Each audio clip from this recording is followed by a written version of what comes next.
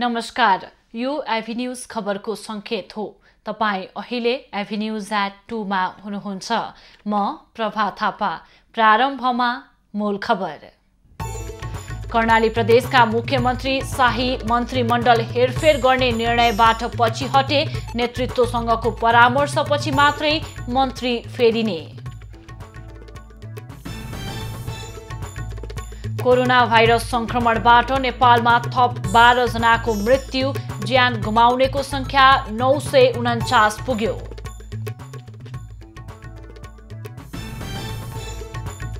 सरकारी अस्पतालमा पनि कोरोना संक्रमितको उपचारमा चर्को शुल्क। टेकु अस्पतालमा बिरामीले 50,000 सम्म धरौटी राख्नुपर्ने। बेलायतमा पुनः 1 महिनाका लागि लकडाउन।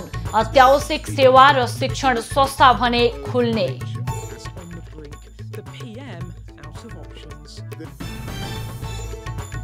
र आइपिएल क्रिकेटमा पन्जाब र चेन्नई भिड्दै। पन्जाब प्लेअफमा पुग्न जित्नै पर्ने दबावमा।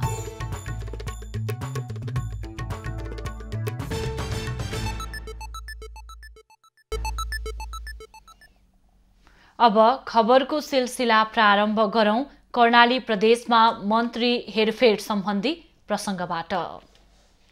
कर्णाली प्रदेशका मुख्यमन्त्री एवं नेकपा कर्णाली प्रदेश संसदीय दलका नेता महेन्द्र बहादुर शाही आइतबार आफ्नो मन्त्री परिषदमा हेरफेर गर्ने तयारीबाट पछि हटेका छन्। शाहीले हटाउन खोजेका मन्त्रीलाई प्रधानमन्त्री केपी ओलीले राजीनामा नदिन दबाब दिएपछि शाही मन्त्रीमण्डल हेरफेरबाट पछि हटेका हुन्।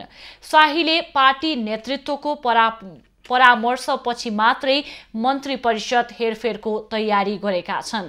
यसअघि शाहीले नेकपा वरिष्ठ नेता माधव नेपाल समूहसँग भएको पूर्व सहमति अनुसार आज मन्त्री परिषदमा हेरफेरको तयारी गरेका थिए। मन्त्री परिषदमा हेरफेर गर्नका लागि शाहीले नेकपा अध्यक्ष केपी ओली निकट सामाजिक मन्त्री दल रावल र पर्यटन मन्त्री नन्दसिंह बुढालाई राजीनामा दिन दबाब दिए पनि उनीहरूले राजीनामा गरेका थिएनन्। मन्त्रीमण्डलको विषयमा राजनीतिक सहमति जुटाउनु पर्ने देखिएपछि शाही केही दिन मन्त्रीमण्डल हेरफेर नगर्ने निष्कर्षमा पुगेका हुन्। वरिष्ठ नेता माधव नेपाल पक्षले यसअघि नै 3 जना नेतालाई मन्त्री बनाउन नाम प्रस्ताव गरिसकेको छ। सो पक्षले मुगुका चन्द्रबहादुर शाही, दैलेखका अमरबहादुर थापा र जाजरकोटका करवीर शाही मध्येबाट मन्त्री बनाउन सिफारिस गरेको छ। त्यसैगरी माओवादीबाट बिन्दमान बिष्ट र रुकुम पश्चिमका गोपाल शर्मालाई मन्त्री बनाउने तयारी छ।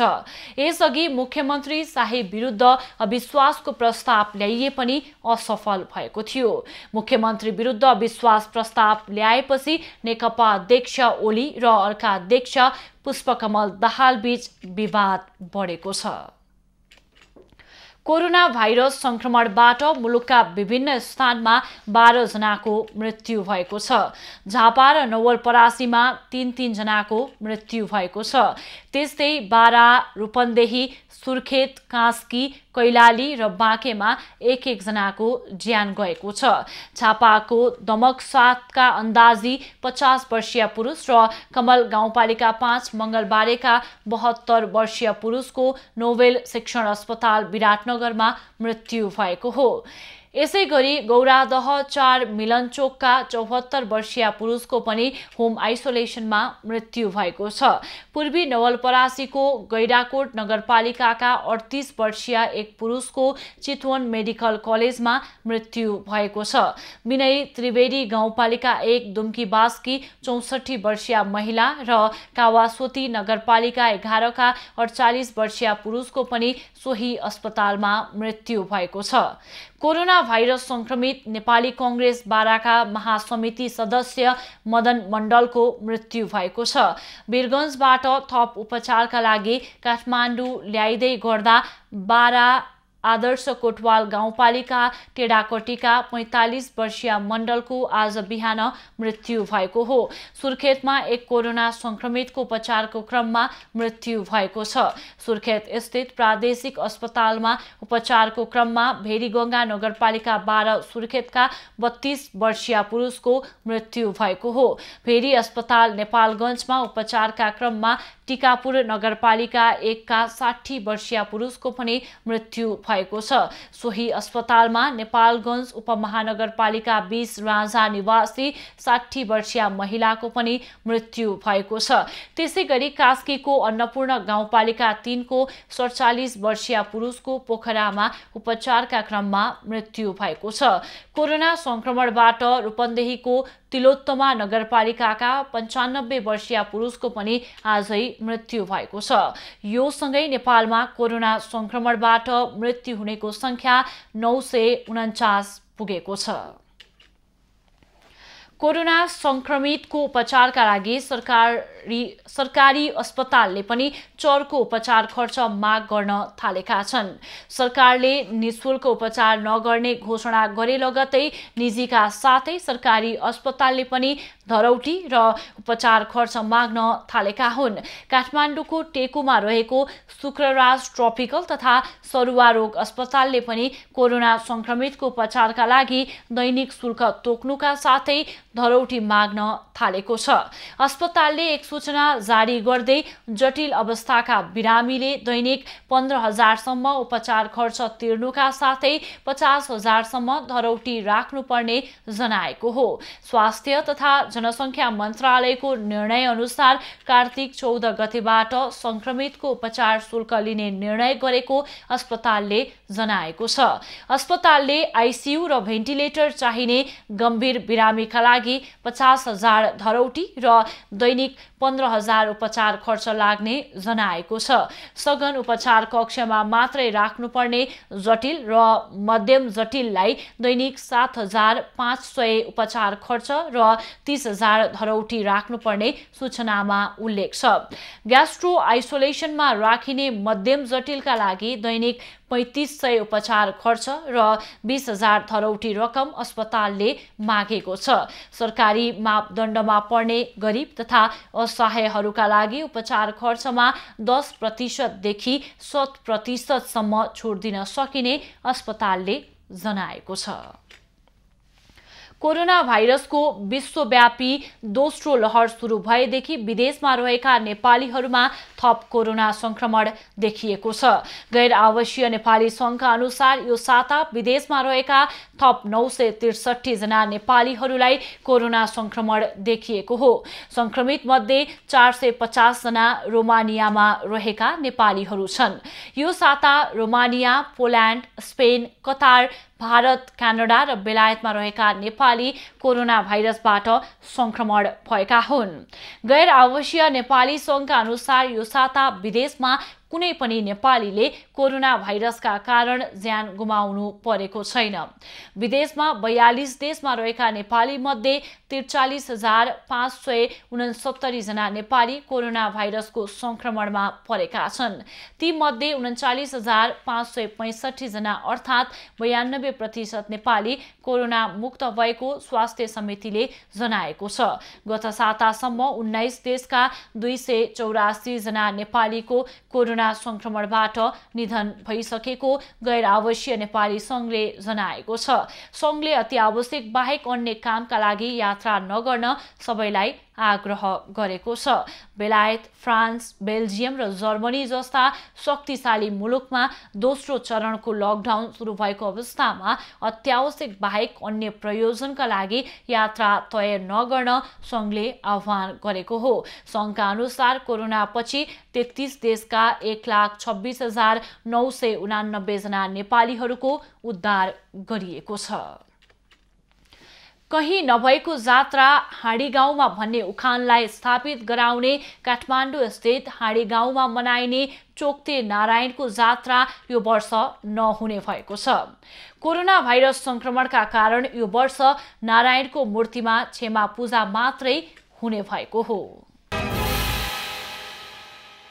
काठमाडौँ उपत्यका स्थित हाडीगाउँ धार्मिक, सांस्कृतिक एवं ऐतिहासिक दृष्टिकोणले निकै नै महत्त्वपूर्ण छ। सांस्कृतिक सम्पदाका रूपमा यहाँ थुप्रै मठ मन्दिर तथा सांस्कृतिक परम्पराका रूपमा जात्रा पर्वहरू मनाउने गरिन्छ। त्यसै मध्येको एक जात्रा हो चोक्ते नारायण जात्रा। जात्रामा नारायण भगवानको मूर्तिलाई खटमा राखी हाडीगाउँको भित्री भागको परिक्रमा गराइन्छ। खट जात्रा गर्दा तलतिर झुकेको गजुर र कहीँ नभएको फूलको रूपमा मैनको फूल चढाउने गरिन्छ। यस्तो किसिमले अन्त कतै पनि जात्रा नमनाउने भएकाले यो जात्रालाई कहीँ नभएको जात्रा भनिएको हो।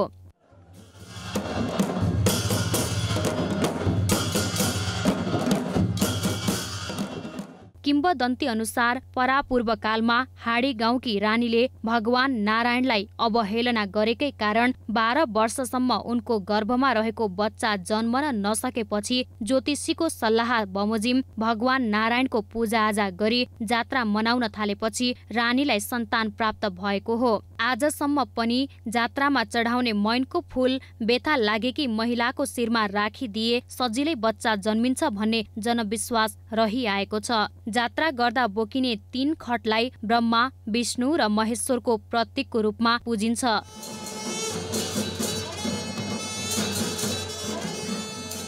यसपटक विश्वमै फैलिएको कोरोना महामारीका कारण विश्वमै परिचित कहीँ नभएको चोक्ते नारायण जात्रा नहुने भएको छ। गुठियारहरूका अनुसार यसपटक जात्रामा सरिक गराउने नारायणको मूर्तिमा क्षमा पूजा मात्रै गरिने बताइएको छ।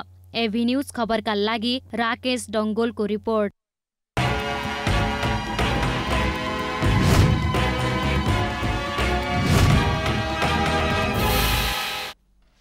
नेपाल पत्रकार महासंघले पत्रकारहरूको निशुल्क पीसीआर परीक्षणको व्यवस्था मिलाउन सरकारसँग माग गरेको छ। आज एक विज्ञप्ति प्रकाशित गर्दै महासंघले उच्च जोखिमका साथ रिपोर्टिङमा खटेका पत्रकारको निशुल्क परीक्षणको व्यवस्था गर्न सरकारको ध्यानाकर्षण गराएको हो। महासंघ महासचिव रमेश विष्टद्वारा जारी विज्ञप्तिमा संक्रमण भएर उपचाररत सबै संक्रमित पत्रकारको उपचारको उचित व्यवस्था गर्न पनि सरकारको ध्यानाकर्षण गराइएको छ। मन्त्री, सांसद तथा उच्च पदस्थ सरकारी कर्मचारीहरूलाई राज्यबाट निशुल्क परीक्षण र उपचार भइरहेको सन्दर्भमा पत्रकारलाई पनि सोही व्यवस्था गर्न महासंघले माग गरेको छ। महासंघका अनुसार कोरोना भाइरस संक्रमणबाट नेपालमा 4 जना पत्रकारको मृत्यु भएको छ। 400 भन्दा बढी पत्रकार संक्रमित भएका छन्। प्रहरीले जुवा खेलिराखेको अवस्थामा पूर्व राज्यमन्त्री खोबारी राय सहित 10 जनालाई पक्राउ गरेको छ। महानगरीय प्रहरी वृत्त स्वयम्भूको टोलीले विजेश्वरीको एक घरबाट उनीहरूलाई गैराती पक्राउ गरेको हो। जुवा खेल्नेहरूको साथबाट 1,53,000 रुपैयाँ नगद पनि बरामद भएको छ। जुवाको खालबाट पक्राउ परेका खोबारी राय 2064 सालमा सर्लाही क्षेत्र नम्बर 5 बाट सांसद निर्वाचित भएका थिए। उनी 2052, 2053 र 2068 सालमा राज्यमन्त्री भएका थिए। विवादित छविका राय 2074 सालमा तत्कालीन नेकपा माओवादी केन्द्रमा प्रवेश गरेपछि राजनीतिमा सक्रिय छैनन्। झापा र मोरङ जोड्ने रतुवा खोलामा बनाइएको पुल प्रयोग गर्न सकिने अवस्थामा नहुँदा स्थानीयले शास्ति बेहोर्दै आएका छन्। पुल नभएकै कारण बाँसको पुलबाट आवत जावत गर्नुपर्ने बाध्यता स्थानीयमा छ। मोरङ र झापाको सिमानामा रहेको रतुवा खोलामा अहिले पुल मुनि अर्को पुल देख्न सकिन्छ। झापाको गौरीगञ्ज गाउँपालिका र मोरङको रतुवामाई नगरपालिकाको बीचमा रहेको रतुवा खोलामा स्थानीयले पुलमुनि बाँसको पुल बनाएका हुन्। झापाका बासिन्दाले सोही खोलामा बाँसको पुल बनाएका छन्। हुलाकी राजमार्गको लागि आवत जावतमा सहज होस् भनेर निर्माण भएको पुल बेकामे भएपछि स्थानीय बाँसको पुलबाट आवत जावत गर्न बाध्य भएका छन्। सरकारले खोइ के गरे, यो 2 वर्ष माटो खोला हिस्सा गर्दै झापामा खोलाको हिस्सा गर्दैछन्। खोलाको हिस्सा गर्दैछन्। उनीहरूकोतिर उनीहरूले बनायो झापाले, अघि मोरङतिर बनाएको हो तर ठहरेन। साइकिल बुक हो र म हिँडेर गयो तर साइकिलको पनि 50 रुपैयाँ लियो जाने बेलामा आउन बेलामा पनि 100 रुपैयाँदेखि अनि लिएर गयो 100 रुपैयाँ लियो। पक्की पुल खोलाका बीचमा भएकोले प्रयोग गर्न नमिलेपछि स्थानीयसँग बाँसको पुल तर्नुको विकल्प छैन। दुईतर्फी यातायात सञ्चालन गर्न सकिने 7.5 मिटर चौडाइ रहेको यो पुल अहिले प्रयोगविहीन हुँदा स्थानीय बाँसको पुलबाट लड्दै हिँड्न बाध्य रहेका छन्। करोडौं रुपैयाँ लगानी गरेर निर्माण गरिएको पुल प्रयोगमा ल्याउन सरकारवालाले चासो नदिएको स्थानीय बताउँछन्। सुनेको अनुसार यता के अरे गौरीगञ्ज के अरे गाउँपालिकाले हालेको यता हाम्रो मोरङको के अरे तमाई नगरपालिकाले हालेको आफ्नो नगरकै बजेट साइड होला केन्द्रले केही यसमा चासो लिएकै छैन होला कि अब जब निकै समस्या छ नि बर्सातमा हामी गाउँमा घुमेर यता खुजुरगासी गौरीगञ्ज आउनुपर्छ। 5 वर्ष लगाएर 2072 सालमा रतुवा खोलामा 10 करोड 41 लाख 94 हजारमा निर्माण गरिएको पुल प्रयोगविहीन भएको हो। 205 मिटर लामो पुलमा 9वटा पिल्लर रहेका छन्। पक्की पुल प्रयोगमा आउन नसकेपछि स्थानीयले बनाएको पुल तर्न समेत शुल्क तिर्नुपर्छ। पुल आवत जावतका लागि सर्वसाधारणले 10, साइकलले 20 र मोटरसाइकलले 30 रुपैयाँ तिर्नुपर्नेछ। 2वटा बाँसको पुल भएकाले मोरङबाट जाँदा मोरङको र झापाबाट फर्कँदा झापाको पुल प्रयोग गर्नुपर्ने बाध्यता छ। झापाका स्थानीयले भिन्दै पुल बनाएको वहाँ देख्न सकिन्छ भने त्यसैगरी मोरङका स्थानीयहरूले भिन्दै पुल चाहिँ बनाएर चाहिँ आफ्ना स्थानीयहरूलाई चाहिँ आवत जावत गर्न चाहिँ सहज गर्न बाध्य रहेका छन्। एबी न्युज टेलिभिजनका लागि रविन्द्र बराल, मोरङ।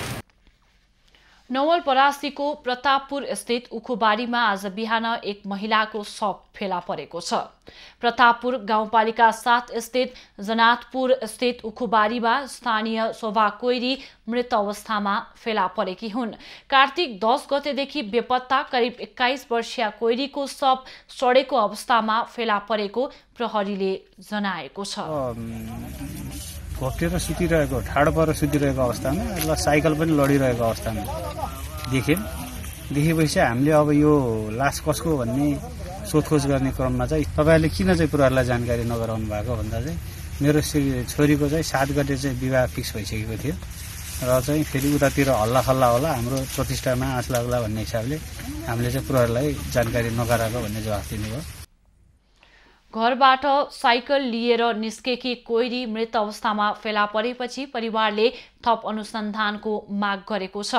प्रहरीले पोस्टमार्टम पछि मात्रै थप विवरण खुल्ने जनाएको छ। पूर्वी नेपालमा जुट खेती घट्दो क्रममा रहेको छ। केही वर्ष अघिसम्म पूर्वी नेपालका किसानहरूले प्रमुख नगदे बालीका रूपमा लगाउने जुट पछिल्लो समय नगण्य रूपमा खेती हुने गरेको छ। मेहनत र लागत अनुसार आम्दानी लिन नसकिने हुन थालेपछि पूर्वी नेपालका किसानहरू जुटको विकल्पमा अन्य खेती लगाउन थालेका हुन्। जुट खेतीका लागि उर्वर क्षेत्रका रूपमा रहेका सुनसरी, मोरङ र झापामा केही वर्ष अघिसम्म 60,000 हेक्टर जमिनमा जुट खेती हुने गरेकोमा हाल 6,000 हेक्टर जमिनमा मात्र जुट खेती लगाइएको छ। लागत र मेहनत अनुसार आम्दानी हुन छोडेपछि किसानहरूले जुट खेती गर्न छाडेका हुन्।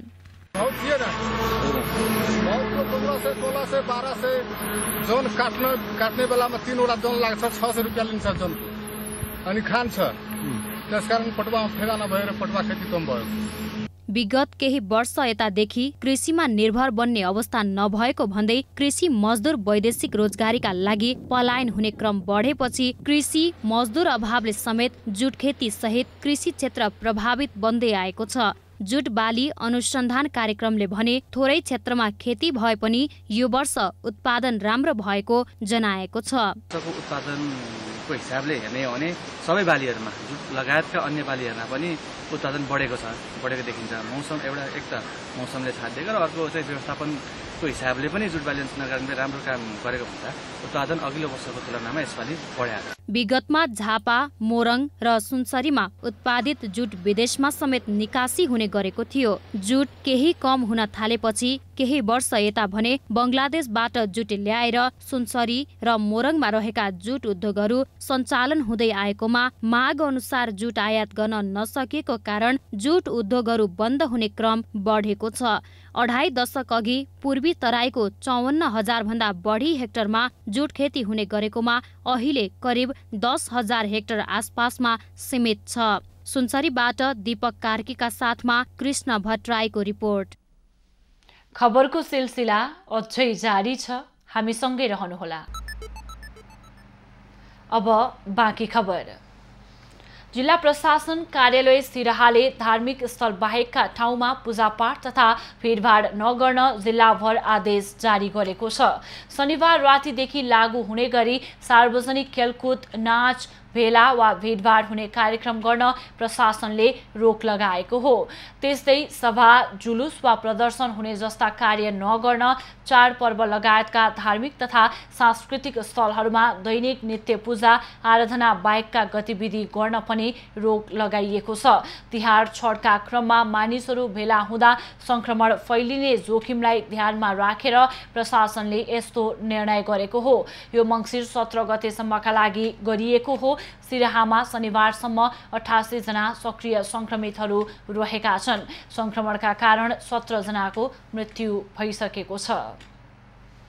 सिराहाको कर्जन्नामा बोक्सीको आरोप लगाउँदै छोराले कुटपिट गर्दा आमाको मृत्यु भएको छ। कर्जना नगरपालिका 3 मा बोक्सीको आरोप लगाउँदै छोराले कुटपिट गर्दा 75 वर्षीय आमा सुदामा देवी शाह सुनारको मृत्यु भएको हो। कुटपिटबाट घाइते उनको जिल्ला अस्पताल सिराहामा उपचारको क्रममा मृत्यु भएको हो। मंगलबार दिउँसो कान्छो छोरा राम अवतार शाहको कुटपिटबाट उनको घाँटीमा चोट लागि सुदामा गम्भीर घाइते भएकी थिइन्। कुटपिटमा संलग्न छोरालाई प्रहरीले नियन्त्रणमा लिएर छानबिन अघि बढाएको छ। विज्ञापन रहित क्लिन फिट पूर्ण रूपमा कार्यान्वयनमा आएपछि शुल्क बढ्ने टेलिभिजन वितरकहरूले बताएका छन्। विदेशी च्यानलहरूले नेपालका लागि छुट्टै क्लिन फिट दिँदा खर्च बढ्ने भएकाले शुल्क बढ्न सक्ने तर्क वितरकहरूको छ। विज्ञापन नीति लागू भएपछि स्वदेशी च्यानलमा विदेशी विज्ञापन प्रसारण हुन नदिन र समग्र विज्ञापन बजारको व्यवस्थापन तथा नियमनका लागि चुनौती समेत बढेको उनीहरूले बताएका छन्। नेपालमा प्रसारण हुने विदेशी टेलिभिजन प्रसारणमा विज्ञापन रहित क्लिन फिट नीति लागू भएको 1 साता पुगेको छ। तर कतिपय च्यानलहरूले क्लिन फिटका लागि आवश्यक उपकरण जडान गरि नसक्दा प्रसारण बन्द भएका छन्। क्लिन फिटका लागि प्रयोग हुने उपकरणको लागत उच्च हुने, सञ्चालन लागत र स्याटेलाइटको लागत बढ्ने भएकाले ग्राहकले तिर्नुपर्ने शुल्क पनि बढ्न सक्ने टेलिभिजन वितरकहरूले बताएका छन्। अहिलेको शुल्कमा 25 देखि 30% सम्म वृद्धि हुने वितरकले बताएका हुन्। सरकारले यसरी आला कार्डको अहिले चाहिँ सम्बोधन गर्ने बित्तिकै चाहिँ उनीहरूले कुनै पनि प्राइस लगायो भने ग्राहकले त च्यानल हेर्न सक्नेवाले हुने पैसा तिर्छ, होइन भने उनीहरूले तिर्दैन, उनीहरूले प्याकेजको पैसा सक्छ भने तिर्छ, होइन भने उनीहरूले एउटा इन्डिभिजुअल च्यानल पनि छानेर हेर्न पायो। त्यो गरिएन भने अहिलेको हिसाबमा 25 देखि 30% शुल्क बढ्ने चाहिँ मोटामोटी सम्भावना हामीले देख्यौँ। विदेशी टेलिभिजन प्रसारणमा क्लिन फिट लागू भए पनि नेपाली टेलिभिजनबाट डब विज्ञापन प्रसारण भइरहेकाले चुनौती अझै पनि बाँकी रहेको विज्ञहरूको भनाइ छ। नेपाली टेलिभिजन प्रसारकहरूले कुनै पनि विदेशी डब विज्ञापन र विदेशी भाषाको विज्ञापन बजाउन पाउँदैनन्। कार्तिक 8 गतेदेखि विज्ञापन नीति लागू भए पनि नेपाली टेलिभिजनहरूले डब विज्ञापन बजाइदिँदा थपिएको चुनौती भने विज्ञापन बोर्डले व्यवस्थापन गर्नुपर्ने विज्ञापन सङ्घको भनाइ छ। नेपाली मिडियाले नै पनि तपाईको चाहिँ यो कानुन पूर्णतः लागू भइसकेपछि पनि डब एडहरू प्रसारण गरिदिरहनु त्यो पनि अर्को ठाडो चुनौती देखिन्छ। किनभने नेपाल सरकारले अब कारबाही गरिहाल्ने कि बन्द गरिहाल्ने कि थुनिहाल्ने कि अथवा चाहिँ सचेतना पत्र मात्र दिने हो भन्ने कुरोको चाहिँ एउटा जहिले पनि खड्किन्छ। किनभने तपाईँको 2टा च्यानलले चाहिँ नि डब एड बजाइदिने, अरूले चाहिँ क्लिन फिट गर्ने भन्दाखेरि त्यो अन्तर्विद्रोहको कुरो हुन सक्छ। विज्ञापन क्षेत्र अत्यन्त प्राविधिक विषय भएकाले चुनौती देखिएको छ। विज्ञापन बोर्ड सामु विज्ञापनदाता, विज्ञापन एजेन्सी, विज्ञापन कर्ममा लागेका व्यक्तिहरू, उद्योगपति, व्यापारीहरू र उपभोक्ता गरी 5वटा पक्षलाई समन्वय गर्नुपर्ने प्रमुख चुनौती रहेको बताइएको छ। त्यसैले बोर्डमा व्यावसायिक व्यक्तिहरू संलग्न हुनुपर्ने विज्ञहरू बताउँछन्। यो त चुनौतीले भरिपूर्ण संस्था पनि फेरि त्यति मात्र होइन, यो त विज्ञापन बजारको नियामक निकाय नै हो। त्यसैले त स्वतः यसले आफ्ना कार्यविधिहरू बनाउनु पर्यो, काम गर्ने तौर तरिकाहरू गर्नु पर्यो, 5 वटा पक्षसँग समन्वय गर्न सक्नु पर्यो। त्यतिले मात्र पुगेन कि यिनीहरूको बीचको डिस्प्युटलाई म्यानेजमेन्ट गर्नु पर्यो। सरकारले 2076 कार्तिक 8 गतेदेखि विज्ञापन नीति लागू गरेपछि क्लिन फिट कार्यान्वयनमा ल्याउनका लागि 1 वर्ष अर्थात् 2077 कार्तिक 7 गतेसम्मको समय दिएको थियो। कार्तिक 7 गतेपछि क्लिन फिट लागू भएको छ, तर आवश्यक तयारी नपुगेको भन्दै अधिकांश विदेशी च्यानलहरू बन्द छन्। त्यसैले नेपाली टेलिभिजनमा प्रसारण हुने विदेशी विज्ञापन र विज्ञापन रहित विदेशी च्यानलको व्यवस्थापन तथा नियमनका र शुल्क व्यवस्थापनमा विज्ञापन बोर्डका लागि चुनौती धेरै नै रहेको छ। गैंडाको आक्रमणबाट नवलपरासी पूर्व नवलपुरमा आज 1 जनाको मृत्यु भएको छ। नवलपरासी पूर्व नवलपुरको देवचुली नगरपालिका 17 कुलेनीमा गैंडाको आक्रमणमा परि सोही ठाउँ निवासी 65 वर्षीय जंगीलाल मुखियाको मृत्यु भएको हो। आज बिहान खेतमा तोरी छर्न जाने क्रममा उनलाई गैंडाले आक्रमण गरेको थियो। उद्धार गरी उपचारका लागि भरतपुर लैजाने क्रममा बाटोमा नै ज्यान गएको प्रहरीले जनाएको छ। दोलखाको तामाकोसी गाउँपालिका भिरकोटमा दाना उद्योग सञ्चालनमा आएको छ। स्थानीय भीमेश्वर बहुउद्देश्य सहकारीले भिरकोटमा 3 करोड लगानी गरेर उद्योग सञ्चालनमा ल्याएको हो। स्थानीय कच्चा पदार्थको प्रयोग गरेर उद्योगले किसानलाई सहुलियत दरमा दाना उपलब्ध गराउने तयारी गरेको छ। चल्दै जाँदा आउँदो 10 वर्षमा 20 देखि 25 हजार चाहिँ प्रत्यक्ष अप्रत्यक्ष रोजगार दिन्छ। जस्तै पशुपन्छी, कच्चा पदार्थ, अन्न सबैको उत्पादन यसको आवश्यक पर्ने भएको हुनाले विदेश जाने युवा शक्तिहरू चाहिँ यस दाना उद्योगको लागि अप्रत्यक्ष रूपमा व्यावसायिक रूपमा खेतीको अभियान सुरु हुन्छ। दाना पिलो दाना सुरुवात गरेको छ। त्यो 2 करोड 50 लाख लागतमा स्थानीय नै रोजगार सहित पाउने गरी स्थानीयलाई नै युज हुने गरी दाना उद्योग सञ्चालन गरिरहेको छ। दाना उद्योगको भौतिक निर्माणको काम पूरा भइसकेको छ। उद्योगमा स्थानीय 2 दर्जनले रोजगारी समेत पाउनेछन्। स्थानीय स्तरमा नै उत्पादन गरिएका मकै, गहुँ, भटमास, जौ, कोदोले पनि बजार पाउने अपेक्षा छ। 8000 भन्दा बढी शेयर सदस्य रहेको सहकारीको कुल पुँजी 38 करोड रहेको छ। बहुराष्ट्रिय कम्पनी वरुण बेभरेजले नक्कली भ्याट बिल प्रयोग गरेर अनियमितता गरेको भन्दै सञ्चालकहरू विरुद्ध दायर गरिएको मुद्दा अझै अदालतमा छ। करिब 1 अर्ब 95 करोड मागदाबी सहित दायर गरिएको उक्त मुद्दामा सञ्चालकहरूलाई सफाई दिलाउन अहिले राजनीतिक दलका नेता र पहुँचवालाहरू लागि परेका छन्। राजस्व अनुसन्धान विभागले पेप्सी लगायत पेय पदार्थ उत्पादन गर्ने बहुराष्ट्रिय कम्पनी वरुण बेभरेज विरुद्ध मूल्य अभिवृद्धि कर भ्याट छलीमा 1 अर्ब 94 करोड 88 लाख माग दावी सहित मुद्दा दायर गरेको थियो। वरुण बेभरेजले झुटा तथा नक्कली भ्याट बिल प्रयोग गरेर अनियमितता गरेको भन्दै विभागले 2076 पुस 3 गते काठमाडौँ जिल्ला अदालतमा मुद्दा दायर गरेको हो। काठमाडौँ जिल्ला अदालतले उक्त मुद्दा पाटन उच्च अदालत पठाएको थियो। राजस्व छलीको आरोप लागेको वरुण बेभरेज प्रणाली र त्यसका तत्कालीन सञ्चालकहरू अमित गुप्ता, रविकान्त जयपुरिया, रोहित कोहली, प्रवीण कुमार अग्रवाल, विनोद कुमार सिंह र अशोक कुमार सहित 7 जना विरुद्ध अहिले पनि मुद्दा चलिरहेको छ। तर उनीहरूलाई बिगो जरिवाना भन्दा 1 अर्ब 74 करोड कम रकम अर्थात् बिगो भन्दा झण्डै 44 करोड रुपैयाँ कम जरिवाना तिराएर सफाई दिन लागि छ। वरुण बेभरेज विरुद्धको मुद्दा मिलाउन राजनीतिक दलका नेता र पहुँचवालाहरू नै लागि परेको खुलासा समेत भएको छ।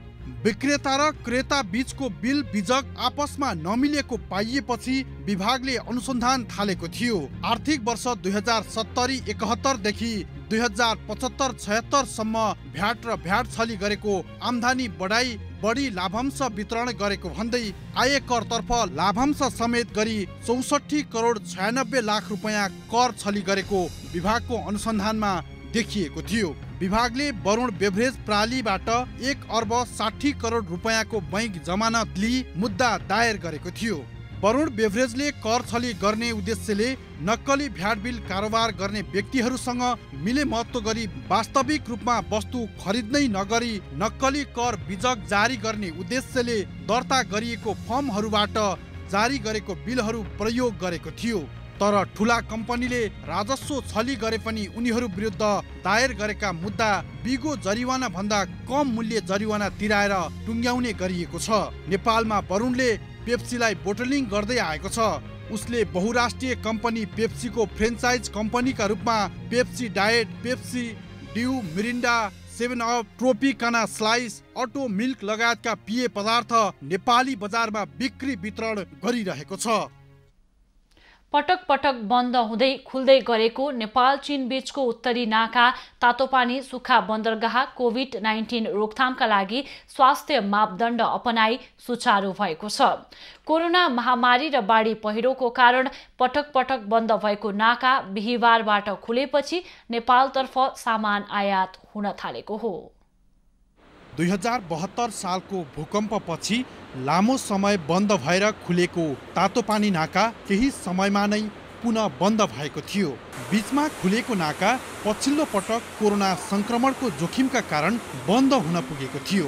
तर अहिले भने कोरोना संक्रमण रोकथामका लागि नाकामा उच्च सावधानी अपनाउँदै चिनिया व्यापारीले अलपत्र परेको नेपाली व्यवसायीका सामान नेपाल पठाउन थालेका हुन्। अहिले नेपालतर्फको पुरानो भन्सार यार्डमा चिनिया कन्टेनरले नै सामान पुर्याउने गरेको छ। चिनिया कन्टेनरहरू त्यहाँ आएर पार्क हुने र नेपाली कन्टेनरहरू पार्क भएर उहाँहरू आफ्नो चीन पुल पारी चीनतर्फ जाने र उहाँहरू गइसकेपछि हाम्रो नेपाली ड्राइभर र लेबरहरूले हाम्रो कन्टेनर लगेर त्यसको सामानहरू चाहिँ अनलोड गरेर लोड अनलोड गरेर अनि त्यसबाट ल्याउने। यसरी अहिले मितेरी पुल वारीसम्म चिनिया कन्टेनरले सामान ल्याइदिने गरेका छन्। चिनिया पक्षले नेपालको पुरानो भन्सार यार्डमा सामान ल्याइदिने र त्यहाँबाट चिनिया कन्टेनर फर्किएपछि मात्रै नेपाली कामदार र नेपालको कन्टेनर जाने व्यवस्था मिलाइएको छ।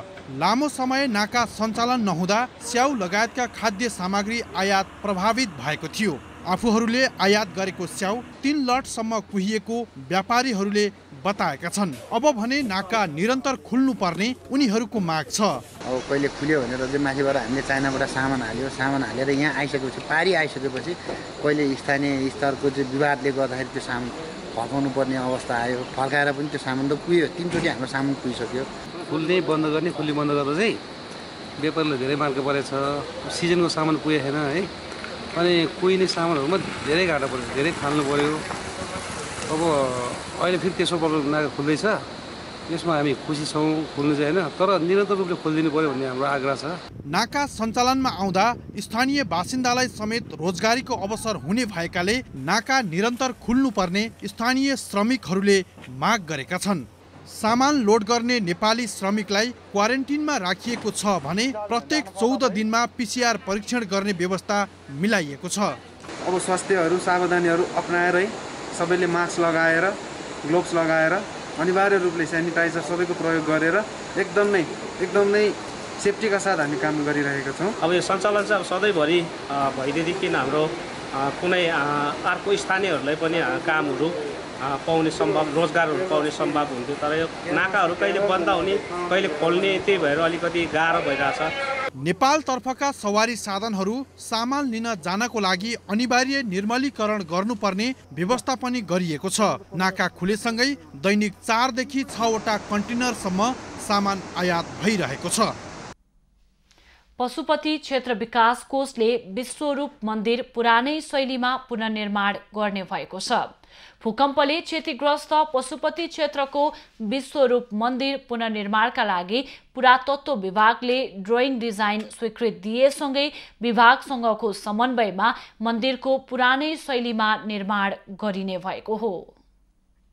विश्वरूप मन्दिर सहित वरिपरिको सत्तल पुनर्निर्माणका लागि अहिले 71 करोड रुपैयाँ बजेट लाग्ने अनुमान गरिएको छ। बहुवर्षीय योजना अन्तर्गत पुनर्निर्माण गरिने भएकाले निर्माण पूरा गर्न कम्तीमा 1 अर्ब रुपैयाँ लाग्ने पशुपति क्षेत्र विकास कोषको भनाइ छ। विश्वरूप मन्दिर पशुपति क्षेत्रकै सबैभन्दा ठूलो सम्पदा भएकाले र सम्पदा प्रेमीको पनि चासोको विषय भएकाले सम्पदा मैत्री ठेकेदार छनौट गरेर काम अघि बढाउने तयारी गरिएको छ। सम्पदा प्रेमीहरूको सम्बन्ध सरोकारको विषय पनि भएको हुनाले हामीले जस्तो रूपमा रहेको थियो त्यस रूपलाई कुनै पनि हालतमा परिवर्तन नगरिकन अगाडि बढ्ने योजना बनाएका छौँ र त्यो योजना अनुसार अब प्रोसेस अगाडि बढेको छ र प्रोसेसले जसरी जानुपर्ने हो त्यो प्रोसेसमा हामी कुनै प्रकारको कमी नगरिकन सम्पदा मैत्री हिसाबले काम गर्ने किसिमका ठेकेदारहरूबाट विशिष्ट ठेकेदारलाई चयन गरेर यो सत्तल र मन्दिर बनाउने काम सुरुवात गर्दैछौँ। मन्दिर क्षेत्रको पुनर्निर्माण आगामी 5 वर्षभित्र सक्ने लक्ष्य कोषले लिएको छ। मन्दिरको ऐतिहासिक, पुरातात्विक र शास्त्रीय मूल्य मान्यताका आधारहरूमा टेकेर पुनर्निर्माण हुने कोषको भनाइ छ। र यो सम्पदा मैत्री हिसाबले तयार गरिनुपर्ने भएको हुनाले सबैका आँखा यहाँ जोडिन्छन्, सबैको सरोकार यहाँ जोडिन्छ, सबैका आँखा र सरोकार जोडिने भएको हुनाले यसको सचेतना बढी अपनाएर काम गर्नुपर्ने हुन्छ र पुरातात्विक नम्सहरू जति हुन्छन्, ऐतिहासिकता, पुरातात्विकता, शास्त्रीयताका जति विधिहरू छन् ती सबै पूर्ण गरेर यसलाई निर्माण गर्नको लागि हामीले मोनिटरिङ गर्नेछौँ। विश्व सम्पदा सूचीमा सूचीकृत सांस्कृतिक सम्पदा पुनर्निर्माणका लागि विभागको स्वीकृति लिनुपर्ने प्राचीन स्मारक संरक्षण ऐनले व्यवस्था गरेको छ। विभागबाट ड्रइङ डिजाइन स्वीकृत नभएको, बजेट व्यवस्थापन हुन नसकेको लगायतका कारण भत्किएको 5 वर्षसम्म पनि विश्वरूप मन्दिरको पुनर्निर्माण सुरु हुन सकेको थिएन। हनुमान ढोकाको लायकु बहाल क्षेत्रमा बेवारिसे रहेको मूर्तिलाई जङ्गबहादुर राणाले आफ्नो शासनकालमा पशुपति क्षेत्रको मृगस्थलीमा स्थापना गरेको इतिहासमा उल्लेख छ। विश्वरूप मन्दिर हिन्दू र बौद्ध दुवै धर्मावलम्बीको समान आस्थाको केन्द्रका रूपमा रहेको छ। स्याङ्जाको नुवाकोटमा रहेको काला भैरव मन्दिर धार्मिक पर्यटकको पर्खाइमा रहेको छ। कुनै बेला जीर्ण अवस्थामा रहेको मन्दिर पुनर्निर्माण गरिएसँगै पर्यटक बढ्ने विश्वास गरिएको छ। काला भैरव मन्दिर पुतली बजार नगरपालिका र फेदी खोला गाउँपालिकाको सङ्गम र जिल्लाकै उच्च मध्य पहाडी भूभागमा अवस्थित छ। काला भैरवमा दर्शन गर्न स्याङ्जासँगै छिमेकी जिल्ला कास्की, पर्वत र नवलपरासीबाट समेत सर्वसाधारण पुग्ने गर्दछन्। चैते दशैं हगि त्यो दशैंको पूर्णिमा अनि ठुलो दशैंको पूर्णिमा त्यो चाडमा चाहिँ एकदम भिड हुन्छ।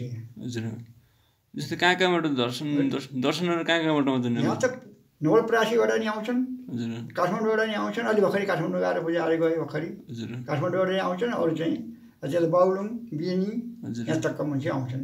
काला भैरवको पूजा गरे भाकल पूरा हुने विश्वास छ।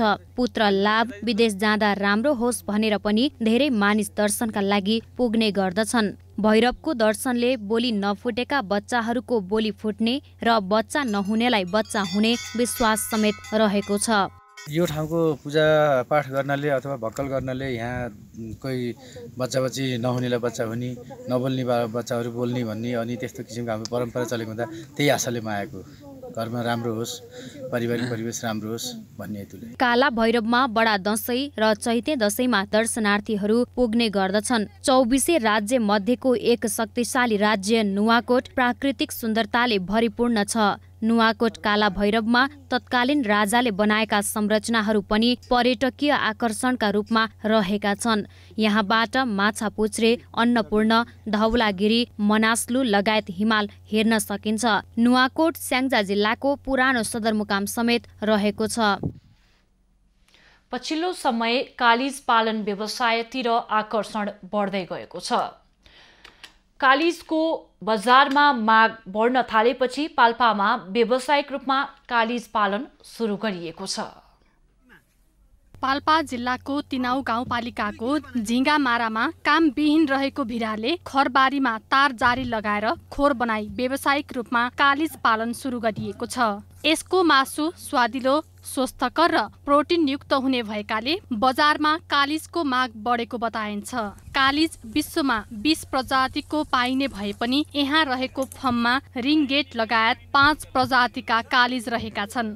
अनि यसको लागि अलि चिसो ठाउँ पनि चाहिने हुनाले यो चाहिँ पाल्पाको झिङ्गामारा चाहिँ यसो विचार गर्दा सुइटेबल होला जस्तो लागेर चाहिँ हामीले चाहिँ यो कालिज पालन सुरु गर्यौँ। अब यो चल्लाको कति पर्छ अहिले माउलाई किलोको कसरी बेच्नु भएको छ? अहिले त हामीले चल्ला खरिद त पोखरादेखि अब एउटा गोटाको 1700 राखेर ल्याइयो है।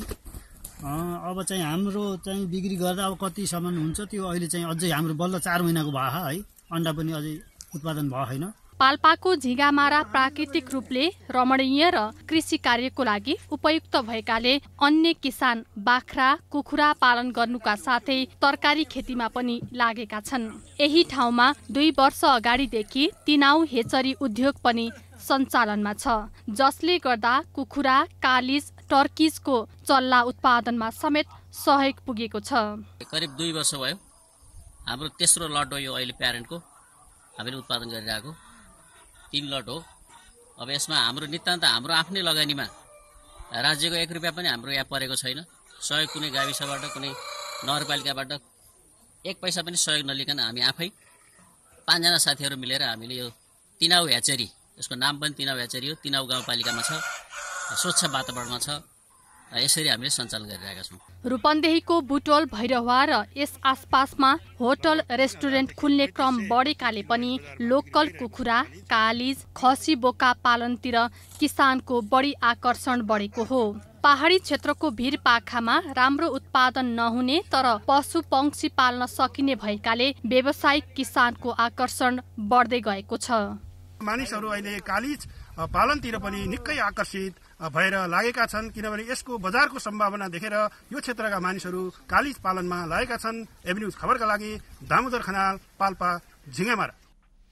खबरको सिलसिला अझै जारी छ, हामीसँगै रहनुहोला।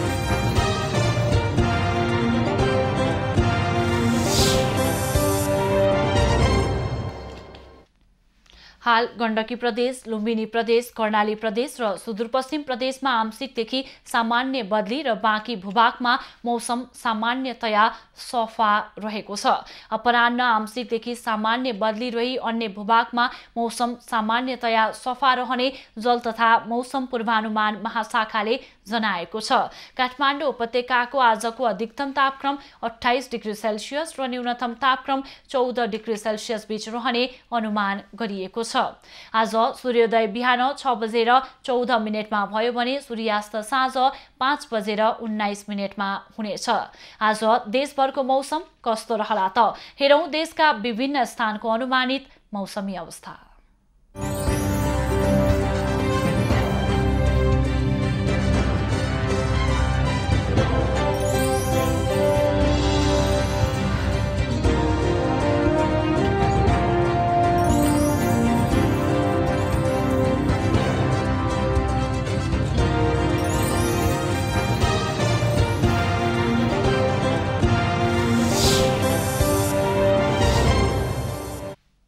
अहिलेलाई खबरको क्रम यति नै। आइभी न्यूज खबरका यी सहित अन्य विस्तृत खबरका लागि www.ivnews.tv लगअन गर्न सक्नुहुनेछ।